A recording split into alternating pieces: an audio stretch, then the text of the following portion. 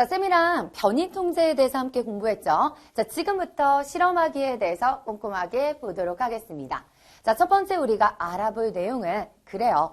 변인 통제에 우리가 배웠는데 유의하면서 계획한 과정에 따라서 실험을 좀 해줘야겠습니다. 자, 우리 다양한 좀 잉크색이 있습니다. 그 안에 과연 색소가 같은지 다른지 알고 싶잖아요. 그러기 위해서 우리가 같게 할 조건과 다르게 할 조건을 봤는데요. 다르게 할 것은 당연히 다양한 바로 그 사인펜의 그 색깔들이었습니다.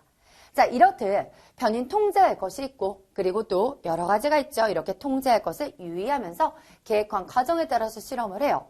자, 우리가 일단 실험을 하면 관찰을 해야겠죠. 그래요. 관찰하거나 또는 측정하려고 했던 것을 생각하면서 결과를 꼼꼼하게 기록해야 된다라는 거예요.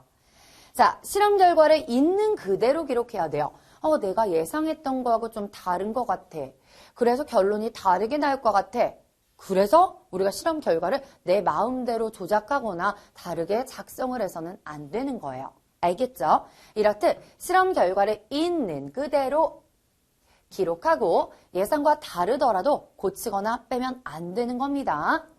자, 실험하는 동안 안전수칙을 지켜야 된다라고 말씀을 드렸죠. 자, 그럼 실험하기 본격적으로 이 사진을 통해서 한번 보도록 할게요. 자, 지금 검은색, 빨간색, 파란색 잉크를 점을 딱 똑같은 점을 찍어놨습니다. 같은 위치에 찍어놨죠? 그리고 나서 자, 변화를 딱 봤는데 우와, 검은색, 빨간색, 파란색에 다양한 색깔들이 섞여 있었구나라는 것을 알 수 있었죠? 자, 한 가지가 아니에요. 다양한 색소들이 섞여 있었습니다. 이렇듯 검은색 사인펜은요, 먼저 보라색이 분리가 되고 자, 약간 옅긴 하지만 분홍색, 그 다음에 여기 살짝 보이시나요? 노란색, 그 다음에 하늘색 이런 식으로 분리가 된다라고 정리를 좀 해놨습니다.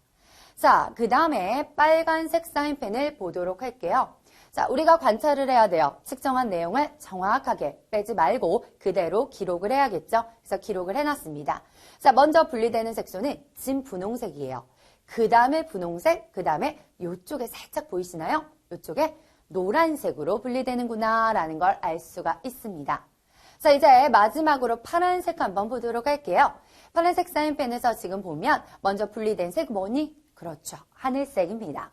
자, 그 다음으로 보라색이 있고요. 분홍색을 나타낸다라는 다양한 색소들을 좀 봤습니다.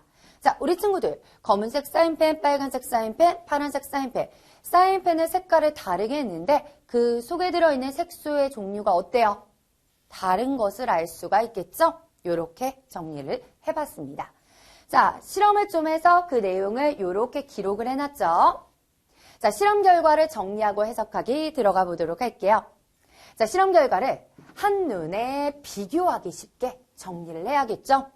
자, 내가 여기다 했는지 저기다 했는지 자, 비교하기가 어려우면 안 돼요. 한눈에 딱 파악할 수 있게끔 정리를 해줘야 돼요. 그 의미를 더 잘 알 수 있습니다. 알겠죠? 그러면 그 의미를 더 잘 알 수 있기 때문이죠. 자, 자료 변환을 좀 보도록 할 거예요.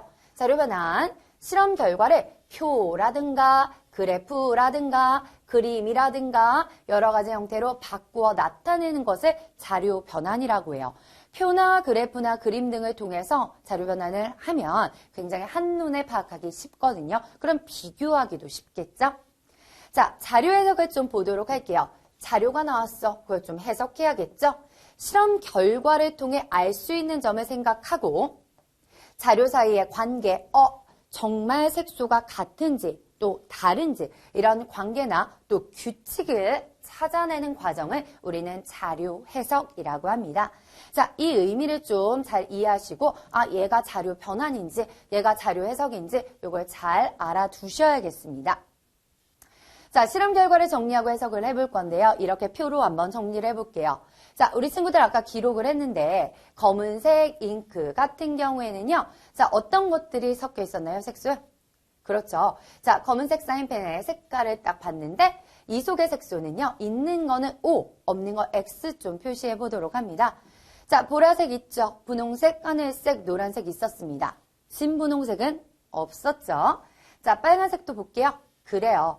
보라색과 하늘색은 없었어요. 그러나 진분홍색, 그리고 분홍색, 그리고 노란색 색소가 섞여 있는 걸 확인할 수 있었습니다. 자, 이번에 파란색 그 사인펜을 좀 볼게요. 그 속의 색소는요. 자, 보라색과 분홍색과 그 다음에 하늘색이 있었고 진분홍색과 노란색이 없었다라는 걸 표로 깔끔하게 누가 있고 누가 없는지 어떤 색소가 있는지 없는지를 파악할 수가 있겠습니다. 이렇게 실험 결과를 정리하고 좀 해석을 해봤고요. 자, 이번엔 결론을 내려봐야겠죠. 실험의 마지막 이제 결론을 내리는 겁니다. 자, 이제 결론 내리고 마지막에 또 결론 도출까지 갈 건데 결론 한번 볼게요. 실험 결과를 해석하여 얻은 탐구 문제에 대한 답입니다.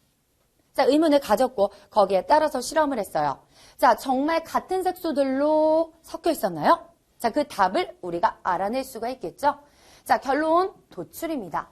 실험 결과에서 결론을 이끌어내는 과정을 도출한다라고 얘기하죠. 그래서 결론 도출이 되겠습니다. 자, 결론을 내려봐야겠습니다. 결론 도출. 그래서 실험 결과 사인펜의 색깔이 달랐어요. 그 속에 섞여있는 잉크의 색소 어땠어요? 잉크에 섞여있는 색소의 종류와 개수가 다르다라는 걸 결론 도출로 내릴 수가 있었습니다. 자, 쌤이랑 오늘 배운 내용 있죠? 다시 한번 기억하셔야겠죠?